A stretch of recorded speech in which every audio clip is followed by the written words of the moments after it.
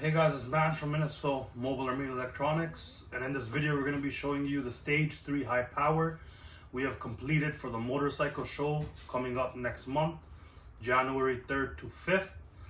This build is a full Cicada setup. We have Cicada CX carbons in the fairing, the Cicada R1 tweeters in the mirror holes.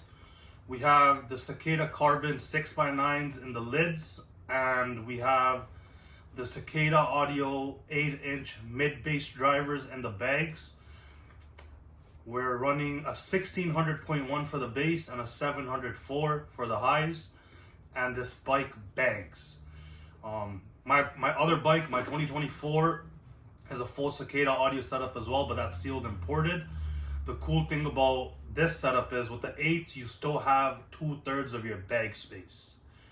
And another thing I really liked about this setup was that the Cicada 6x9s, they give a lot of bass. They give a decent amount of bass.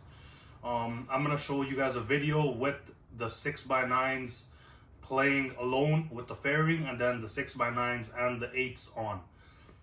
Hope you guys enjoy it, and if you guys do get a chance, stop by the Cicada audio booth at the show.